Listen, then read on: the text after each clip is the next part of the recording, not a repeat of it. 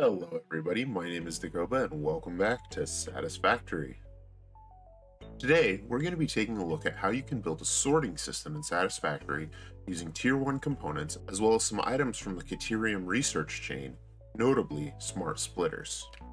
This is a great technique for sorting that you can start doing early on in the game and will last you for your entire playthrough.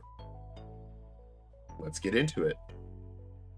Now, this sorting system will require you to have unlocked the Part Assembly milestone and Resource Sync bonus program from Tier 2. These are both relatively early game milestones, so you can start doing this pretty quick. This also requires you to do some research through the Caterium tree, notably through smart splitters. This will require you to have some Caterium as well as copper sheets and reinforced iron plates. Now, for each item you want to sort, you'll need a smart splitter, which is made with reinforced iron plates, rotors, and AI limiters. AI limiters are made from quick wire and copper sheets. We'll also be using a number of awesome sinks for this, and each one will require 30 megawatts of power, so make sure that you have enough excess power capacity for all the sinks you might want to run. Let's get into the build. Our first step is to set up our inputs and outputs. Our inputs are usually going to be logistics lines.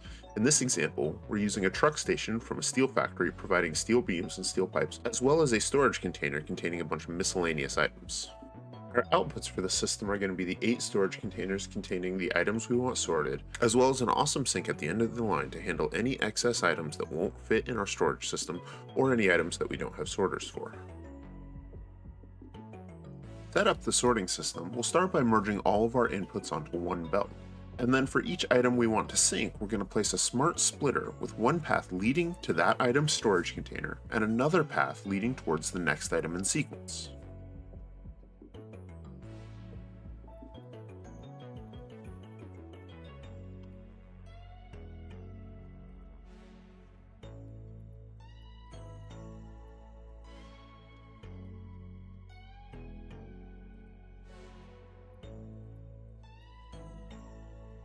Next, we'll interact with each smart splitter and assign the correct item to the storage path. In this case, that's the left path. And for the ongoing path, in this case the center path, we'll set to overflow. We'll set up all of our smart splitters for each item in this fashion, and then connect up our input belt.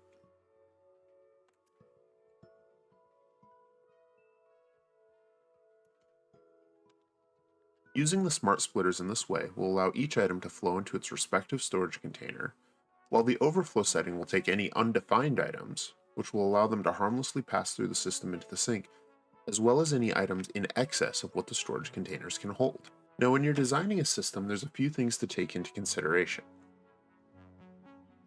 When you're building a large system, build in chunks according to what your belts can handle. For example, a Mark III miner on a pure Caterium vein can produce over 800 quick wire a minute, and even a max level belt would clog with that system.